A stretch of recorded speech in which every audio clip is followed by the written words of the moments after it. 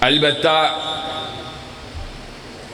اس چیز اس کی تڑپ بھی ہے اور اللہ رب العزت سے دعا بھی ہے کہ جن اصحاب محمد صلی اللہ علیہ وسلم نے نبی کریم صلی اللہ علیہ وسلم کا دفاع کیا، اللہ رب العزت ان صحابہ کی وکالت اس کو کرنے کی توفیق ہمیں عطا فرمائے۔ نبی کریم جناب محمد رسول اللہ صلی اللہ علیہ وسلم ان کی آمد اس کے بہت سارے مقاصد تھے، لیکن ایک بڑا مقصد رسول اللہ صلی اللہ علیہ وسلم کی بعثت کا یہ تھا کہ هو الذی ارسل رسولہ بالہدی ودین الحق لیظہرہ علی الدین کلہ۔ آپ دنیا میں آئے، مقصد یہ تھا کہ اللہ رب العزت کے قانون کو پوری دنیا پہ غالب کر دیا جائے۔ سبحان اللہ۔ کائنات ساری اس پہ حکمرانی اگر کسی کی ہو تو وہ اللہ رب العزت کی ذات کی ہو۔ سچی بات یہ ہے، آج حاضری لگوانے کے لیے آیا ہوں، بھائی مدثر ان سے محبت ہے، وعدے کو نبھانے کے لیے آیا ہوں، وگرنہ میں نے بہت کوشش کی، معذرت کی بھی کچھ وجوہات بھی تھیں، ٹوٹی پھوٹی بے ہنگم گفتگو آج آپ کے سامنے کرنے جا رہا ہوں، اپنا درد دل آپ کے سامنے رکھنے جا رہا ہوں۔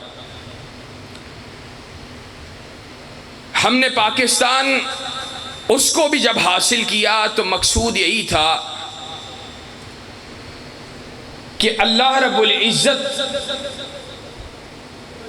اس کے قانون کو ایک دیش کے اوپر، ایک دھرتی کے اوپر، زمین کے ایک ٹکڑے کے اوپر نافذ کیا جائے گا، جہاں پر اللہ رب العزت کے حکموں کے مطابق مسلمان اپنی زندگی کو گزاریں گے، اللہ رب العزت کے احکامات کے پابند رہ کر اپنی زندگی کو گزاریں گے، اللہ رب العزت کی حکمرانی کا قیام کریں گے۔ غرض یہ کہ نفاذ اسلام کے مقصود اس کو حاصل کرنے کے لیے ہم نے پاکستان کو حاصل کیا، اور اس مملکت خداداد میں اس کے حصول کے لیے بے شمار قربانیوں کو دینا پڑا۔ ماؤں نے اپنے بچوں ان کو شہید کروانا گوارا کر لیا، ہماری بہنوں نے اپنی آبرو ریزی کروانا گوارا کر لی، مسلمان بزرگوں نے، سفید داڑھیوں والوں نے اپنی داڑھیوں کو خون میں تربتر کروانا گوارا کر لیا، شیر خوار بچے، چھوٹے چھوٹے بچے اپنی ماؤں کا دودھ پینے والے بچے، سکھوں نے ان بچوں کو اپنے نیزوں کی انیوں پہ تڑپایا۔ مقصود یہی تھا کہ اللہ رب العزت کے دیش کے اوپر، اللہ رب العزت کی زمین کے اوپر اللہ رب العزت کے نظام کو نافذ کر دیا جائے گا۔ اور نفاذ اسلام، نفاذ کتاب و سنت، یہ کوئی ایسی ہی چیز نہیں ہے۔ مسلمانوں، اہل حدیثوں، آج تم نے غفلت کی چادر کو اوڑھا، اور کبھی نون لیگ اور کبھی پی ٹی آئی، کبھی پیپلز پارٹی، ان بے دین جماعتوں کی تم نے حمایت کر کے نفاذ اسلام کے آوازے کو فراموش کر دیا. اور جب ہم نے کہا نفاذ اسلام کی آواز کو بلند کرنا یہ صرف اہل حدیث کی نہیں بلکہ ہر مسلمان کی ذمہ داری ہے، تو ہمیں جواب میں سننا پڑا بھئی یہ کوئی اتنی ضروری بات بھی نہیں ہے. شیخ الاسلام امام ابن تیمیہ رحمۃ اللہ علیہ نے، میں صرف اپنی گفتگو جو کرنے جا رہا ہوں اس کا بھی ابتدائیہ آپ کے سامنے رکھ رہا ہوں. شیخ الاسلام امام ابن تیمیہ رحمۃ اللہ علیہ نے نفاذ اسلام کو اہم الواجبات لکھا ہے. کہا یہ وہ چیزیں جو ایک مسلمان کے اوپر واجب ہیں، ان واجبات کے اندر سے اہم الواجبات ہے، یعنی ایک ضروری واجب ہے، بہت اہم واجب ہے. اور صرف یہی نہیں بلکہ کہا اللہ رب العزت کی رضوان کو حاصل کرنے کے لیے جن چیزوں کو، جن ذرائع کو اپنایا جا سکتا ہے، ان ذرائع کے اندر سب سے زیادہ یا بہت زیادہ اہم چیز وہ نفاذ اسلام کی جد و جہد کرنا ہے. کہ ایک شخص نفاذ اسلام کی جد و جہد کرے وہ اللہ رب العزت کی رضا کو حاصل کر لے گا. ملک ہم نے نفاذ اسلام کے کرنے کے لیے حاصل کیا، اور آج عالم چلتے چلاتے ہماری سستیوں کی وجہ سے، ہماری کاہلیوں کی وجہ سے، ہماری لاپرواہیوں کی وجہ سے اور ہماری سستیوں کی وجہ سے آج وقت وہ آیا ہے نفاذ اسلام تو دور کی بات، مولانا بیان کر رہے تھے کہ آج اس ملک کے اندر ایک ایسے بل کے پاس ہونے، بالکل سندھ اسمبلی میں پاس بھی ہوا اور قومی اسمبلی کے اندر وہ بھی اللہ کے فضل و کرم سے علماء کی آوازے کی وجہ سے، اہل دین کی آوازے کی وجہ سے ایک بل جو منظور ہوتے ہوتے رہا ہے. بات کہاں سے چلی کہ ہم ملک کے اندر حاکمیت الہیہ کا قیام کریں گے، اور عالم آج یہ آن پہنچا ہے کہ ہم اسلام کی دعوت کو بھی آج محدود کرنا چاہتے ہیں. اور ہمارے یہ بدبخت حکمران ان کی حکومتوں کے اندر ختم نبوت کے اوپر نقب لگی،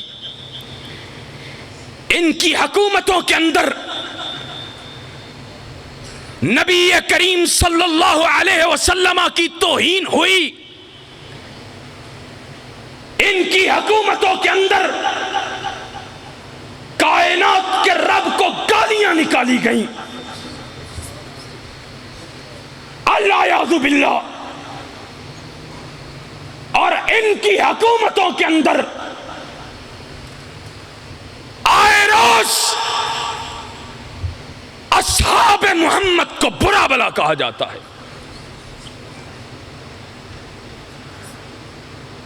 اور مسلمان تو غفلت کی چادر کو اوڑے ہوئے ہیں. جاؤ اپنے سینوں کے اندر میری قوم کے نوجوانوں اس درد کو لے کر جاؤ. ہم کمزور ضرور ہیں، ہم ناتواں بھی ہیں، کم ہمت بھی ہیں، اپنے اکابر جیسے نہیں، لیکن ہر کمزوری کے باوجود ہم اسی ملک کے اندر داؤد غزنوی کے بیٹے ہیں، ہم اسی ملک کے اندر احسان الہی ظہیر کے ماننے والے ہیں۔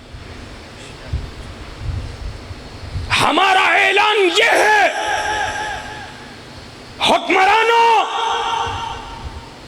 تم کائنات کے امام کی ختم نبوت پہ چور دروازے فراہم کرنا چاہتے ہو، ہمارا اعلان یہ ہے، سَيَكُونُ فِي أُمَّتِي ثَلَاثُونَ كَذَّابُونَ دَجَّالُونَ كُلُّهُمْ يَزْعُمُ أَنَّهُ نَبِيٌّ وَأَنَا خَاتَمُ النَّبِيِّينَ لَا نَبِيَّ بَعْدِي۔ کائنات کے امام نے کہا تھا، ان قریب میری امت کے لوگوں سن لو، 30 جھوٹے دجال کذاب آئیں گے، اس بات کا دعویٰ کریں گے میں نبی ہوں، میرے صحابہ یاد رکھنا میرے بعد کوئی نبی نہیں آئے گا۔ ہمارا اعلان یہ ہے، کائنات کے امام کے بعد دعوی نبوت کرنے والا مسیلمہ کذاب ہو، اسود عنسی ہو، بہاء اللہ ہو، راشد الخلیفہ ہو، علی محمد باب ہو، علی جا محمد ہو، احمد عیسیٰ ہو، مرزا غلام احمد قادیانی ہو، ان پہ لعنتیں برس سکتی ہیں، لیکن کائنات کے امام کے بعد کوئی نبی نہیں آ سکتا۔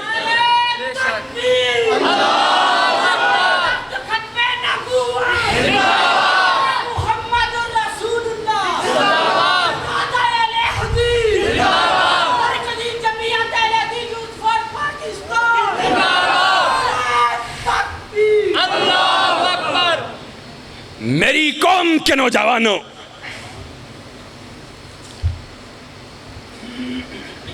تمہاری آواز کی نمائندگی کرتے ہوئے، تمہارے جذبات و احساسات کی نمائندگی کرتے ہوئے جتنی گفتگو کروں گا تمہارے جذبات کا نمائندہ بن کے کروں گا۔ ہمارا اعلان یہ ہے،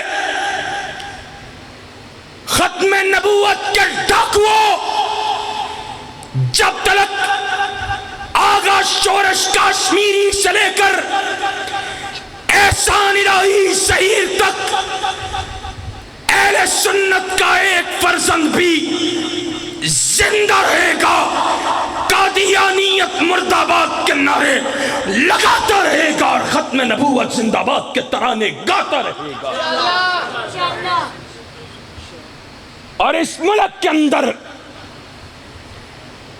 کائنات کے امام کی گستاخی کی گئی۔ ہم نے کہا، کائنات کے امام نے کہا تھا، من سب نبیا فاقتلوہ، اور کائنات کے امام نے کہا تھا،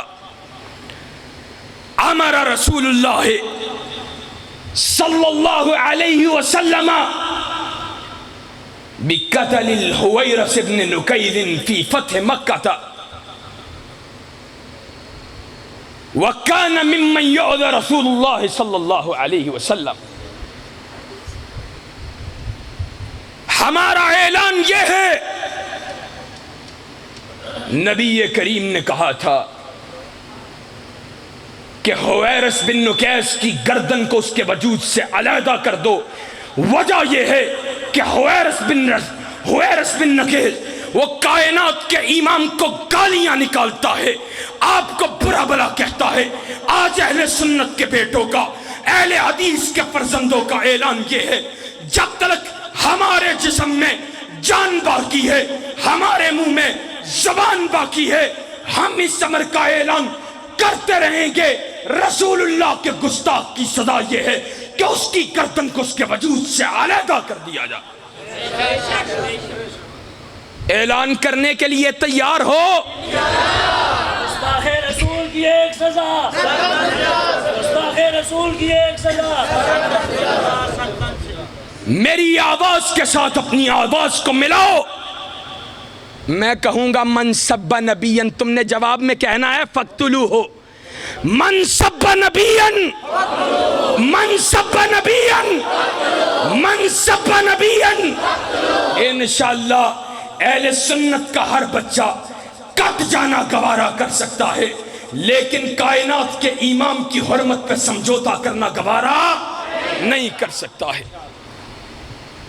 اور کائنات کے امام کے صحابہ کو گالیاں نکالی گئی، آئے روز بکواس کی جاتی ہے، اصحاب محمد کے بارے میں تبرہ کیا جاتا۔ صحابہ کون؟ کائنات کے امام کی، کائنات کے امام کے وہ عظیم صحابہ کے جن کے بارے میں کائنات کے امام نے کہا تھا لا تسبوا اصحابی لا تسبوا اصحابی فوالذی نفس محمد بیدہ لو ان احدکم انفق مثل احد ذهبا ما ادرک مد احدہم ولا نصیفہ۔ اور لوگوں سن لو، میرے صحابہ کو برا بلا مت لگا، میرے صحابہ کو برا بلا مت کہو، قسم اس ذات کی جس کے ہاتھ میں مجھ محمد رسول اللہ صلی اللہ علیہ وسلم کی جان ہے، تم میں سے بعد میں آنے والا احد پہاڑ کے برابر سونے کو خرچ کرے، وہ میرے صحابہ کے ایک مٹھی جو کو یا آدھی مٹھی جو کو پہنچ نہیں سکتا ہے۔ کون صحابہ؟ وہ لوگ کہ عبداللہ ابن مسعود نے کہا تھا، سیدنا عبداللہ رضی اللہ تعالی عنہ نے کہا ان اللہ نظر فی قلوب العباد فوجد کلب محمد صلی اللہ علیہ وسلم خیر قلوب العباد فاصطفاه لنفسه وبعثه برسالته ثم نظر في قلوب العباد فوجد قلوب اصحابه خیر قلوب العباد ثم جعلهم وبراء النبی صلی اللہ علیہ وسلم۔ اللہ نے لوگوں کے دلوں کو دیکھا، سب سے بہترین دل کائنات کے امام کا پایا، آپ کو ختم نبوت کا وارث بنا دیا، انبیاء علیہم السلام کی جماعت کے بعد پھر لوگوں کے دلوں کو دیکھا، سب سے زیادہ بہترین دل صحابہ کے دلوں کو پایا، صحابہ کے دلوں کو جب بہترین پایا کائنات کے امام کا ساتھی بنا دیا۔ پھر ہمارا اعلان کیا ہے؟ اور آج سیدنا امیر معاویہ کے بارے میں طرح طرح کی باتیں کی جاتی، اپنے آپ کو اہل سنت کہنے والے آج اپنے آپ کو اہل سنت میں سے سمجھنے والے وہ سیدنا امیر معاویہ کے بارے میں شکوک و شبہات کا اظہار کرتے نظر آتے۔ پہلے سنو، اہل سنت اپنے آپ کو کہلوانے والوں اور میری قوم کے نوجوانوں، انجینئر محمد علی مرزا بدبخت کی گفتگو سننے والوں، امام طحاوی نے عقیدہ طحاویہ کے اندر صحابہ کے حوالے سے اہل سنت کا عقیدہ نقل کیا ہے۔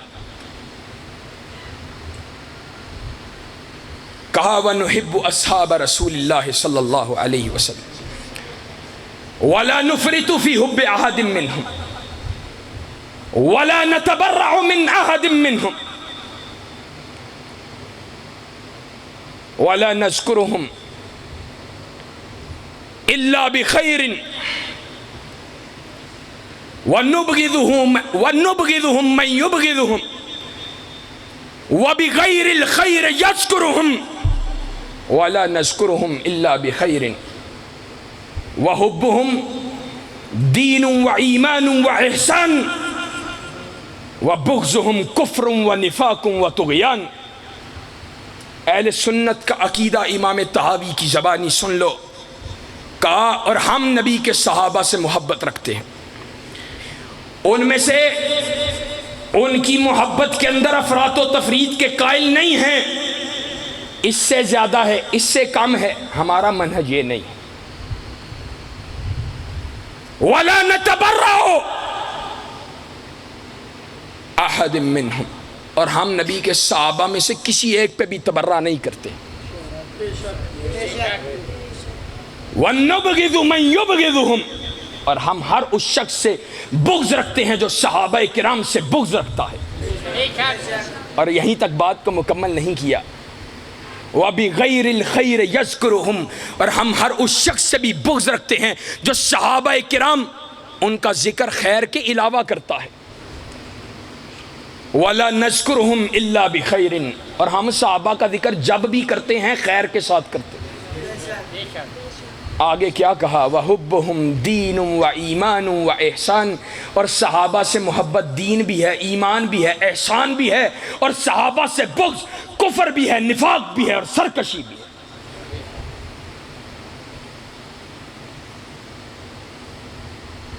اور بات آئی ہے امیر معاویہ کی, تو عبداللہ بن مبارک نے امیر معاویہ کے حوالے سے اہل سنت کا عقیدہ بیان کیا.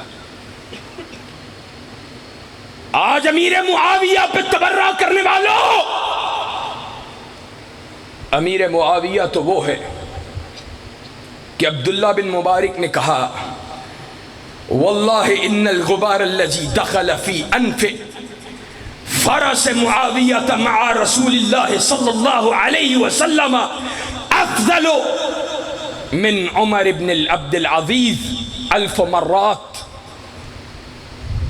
کہا اللہ کی قسم, معاویہ کائنات کے امام کے ساتھ جس گھوڑے کے اوپر سوار ہوا, اس گھوڑے کے ناک کے اندر جو غبار گئی, جو مٹی کے ذرات گئے, معاویہ کہ اس گھوڑے کے ناک میں جانے والی مٹی کے وہ ذرات بھی عمر بن عبدالعزیز سے 1000 مرتبہ زیادہ افضل ہے.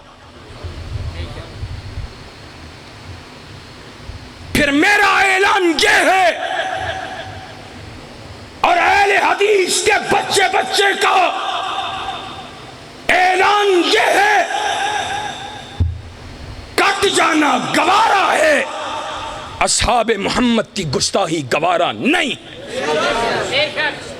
جب تلک زندہ رہیں گے صدیق کی صداقت کو بیان کرتے رہیں گے, فاروق کی عدالت کے ترانے گاتے رہیں گے.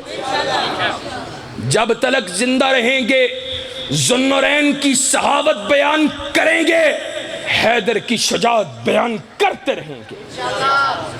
جب تلک زندہ رہیں گے امیر معاویہ کی سیاست زندہ باد کے نعرے لگاتے رہیں گے. انشاءاللہ لگاؤ گے؟ صحابہ کی عظمت کے نعرے لگاؤ گے؟ صحابہ کی عظمت, صحابہ کے دفاع کی جنگ لڑو گے؟ آج سچی بات یہ ہے, چاروں اطراف سے کفر نے, طاغوت نے, دین کے باغیوں نے, دین کے دشمنوں نے اسلام کو گھیرا ہوا ہے. آج پاکستان کے اندر کہیں انکار حدیث کا فتنہ ہے, کہیں اصحاب محمد کے گستاخوں کا فتنہ ہے, کہیں صحابہ کی زندگیوں کو مشکوک بنانے کا فتنہ ہے, کہیں کسی ایک صحابی کے بارے میں جو ہے اس کے حوالے سے ذہن کو خراب کرنے کا فتنہ ہے کہ دروازے کو کھول دیا جائے, کہیں پر کائنات کے امام کے حوالے سے شکوک و شبہات پیدا کرنے کا فتنہ ہے, کہیں پر الہاد کا فتنہ ہے. اللہ رب العزت کے وجود کے انکاری اس ملک کے اندر موجود ہیں. پھر ہمارا اعلان کیا ہے؟ لوگوں سن لو, یہ راستہ آسان راستہ نہیں ہے, یہ پرخطر ہے, یہ خطرات سے اٹا ہوا ہے. ہمارے اکابر صحابہ سے لے کر احسان الہی ظہیر تک قربانیاں دیتے چلے آئے, اور دین کے لیے کٹتے چلے آئے, دین کے لیے اپنی جانوں کو پیش کرتے چلے آئے, لیکن انہوں نے سمجھوتا کرنا گوارا نہیں کیا. ہم بھی سمجھوتا کرنے کے لیے تیار نہیں ہیں. یہ تاریخ قربانیوں کی, شہادتوں کی صحابہ سے شروع ہوئی ہے, آج تک جاری ہے.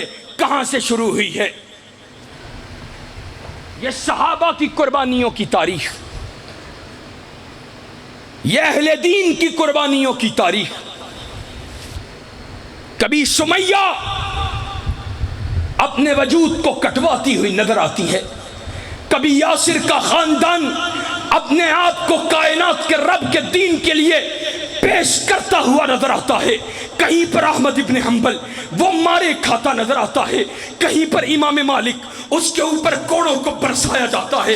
وہ نبی کی ایک حدیث کے دفاع کے لیے, دین کے ایک مسئلے کی خاطر اپنے کوڑے, اپنے وجود کے اوپر وہ جو ہے غلاظت کو برداشت کرنے کے لیے تیار ہے، وہ ماروں کو کھانے کے لیے تیار ہے، گھوڑے کی گدھے کی پشت پر بیٹھ کر اپنے چہرے کو کالا کروا کر مدینہ کی گلیوں میں مالک کو پھروایا جاتا ہے۔ مالک اعلان کرتا ہے من عرفنی فقد عرفنی ومن لم یعرفنی فانا مالک بن انس، جو مجھے جانتا ہے وہ تو جانتا ہی ہے، جو نہیں جانتا سن لے میں انس کا بیٹا مالک ہوں۔ لوگوں کو مارا گیا، شراب نوشی کے جرم میں مارا گیا، لوگوں کو مارا گیا، چوری کے جرم میں مارا گیا، لوگوں کو مارا گیا، ڈکیتی کے جرم میں مارا گیا، لوگوں کو مارا گیا، قتل کے جرم میں مارا گیا۔ لیکن آج انس کے بیٹے مالک کو رسوا کرنے کی کوشش کی جا رہی ہے، پیغمبر کی حدیث کے دفاع کی وجہ سے کی جا رہی ہے۔ احمد ابن حنبل مارے کھاتا رہا، احمد ابن حنبل جیلوں کو آباد کرتا رہا، احمد ابن حنبل کو اتنی مار پڑی،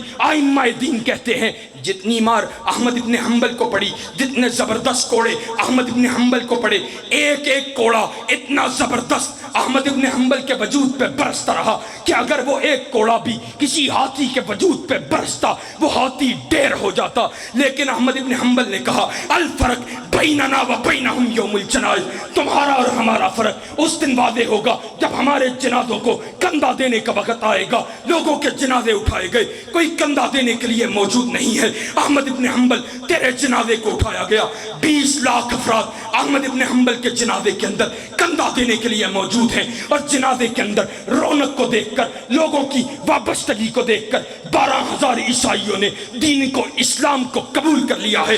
احمد ابن حنبل پہ یہ تاریخ رکی نہیں ہے۔ ابن تیمیہ مارے کھاتا رہا، شیخ الاسلام ابن تیمیہ مارے کھاتا رہا، حجت اللہ فی الارض، اللہ کی زمین پہ اللہ کی حجت۔ وہ ابن تیمیہ جیلوں کو آباد کرنے والا 20 سال جیل کی سلاخوں کے پیچھے گزار دیے، جیل سے باہر نکلتا، پھر جیل کے پیچھے ڈال دیا جاتا، پھر جیل سے باہر نکلتا، جیل کے اندر ڈال دیا جاتا، حتیٰ کہ ابن تیمیہ کی لاش کو جیل کے اندر سے اٹھایا گیا۔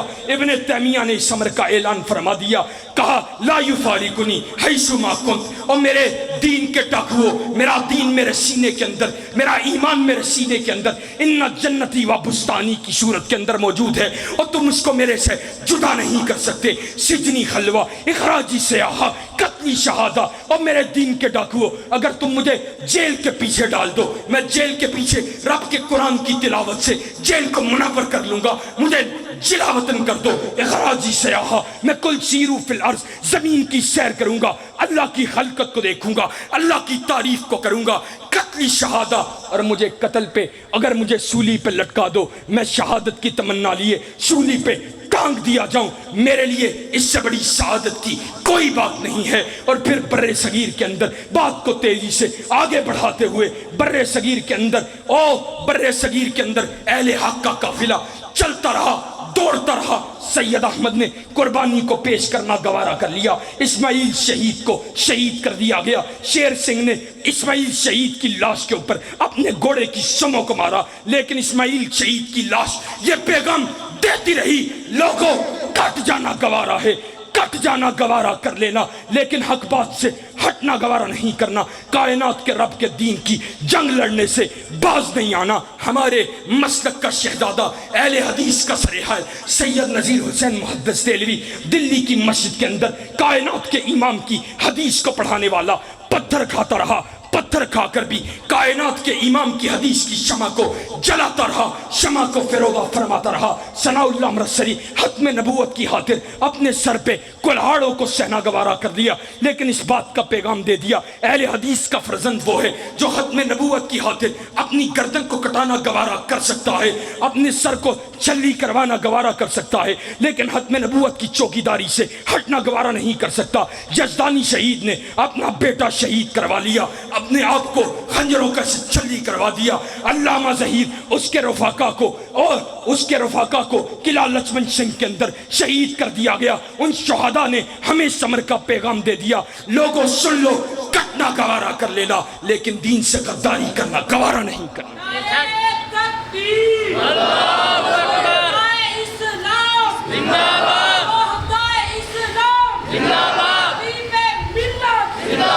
ہمارا ماننا یہ ہے، یہ راستہ پر خطر بھی ہے، پر آزمائش بھی ہے، لیکن ہم نے اس راستے کو اس کی مشکلات کے سمیت چنا ہے۔ اہل حدیثو، میں نے تم سے کیا لینا ہے؟ یہ راتوں کے سفر تم مجھے کیا دے سکتے ہو؟ کعبہ کا رب گواہ ہے، یہ سفر، یہ زندگی، یہ لوجہ اللہ ہے، کائنات کے رب کے چہرے کے حصول کے لیے ہے۔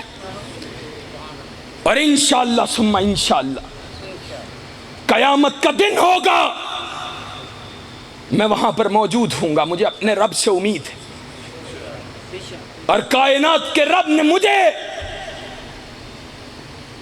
انشاءاللہ ثم انشاءاللہ ان لوگوں کی فہرست میں کھڑا کیا ہوگا جنہوں نے کائنات کے امام کے دین کا دفاع کیا، اس کی جنگ لڑی۔ لوگوں، آج تک شہادتوں کی یہ داستان جاری ہے، اور ظلم کرنے والوں سن لو، دشمنان صحابہ ہوں یا رب رسول کے باغی، دین سے غداری کرنے والے ہوں یا صحابہ محمد کے گستاخ یا دین پہ نقب لگانے والے ہوں، سن لو، ہمارے سینے حاضر ہیں، ہم کٹنا گوارا کر سکتے ہیں لیکن دین سے غداری کرنا گوارا نہیں کر سکتے۔ انشاءاللہ ثم انشاءاللہ تیار ہو؟ دین کے دفاع کی جنگ لڑنے کے لیے تیار ہو؟ گلیوں میں، بازاروں میں، کوچوں میں، بیابانوں میں اس علم کو لہرانے کے لیے تیار ہو؟ اس جنگ کو لڑنے کے لیے تیار ہو؟ اپنے آوازے کے ساتھ اس ملک کی دھرتی کو اس نعرہ رکتا ہیش کے ساتھ کہ پاکستان کا مطلب کیا، لا الہ الا اللہ کے نعرے کے ساتھ گونجنے دو گے؟ گونجواؤ گے انشاءاللہ؟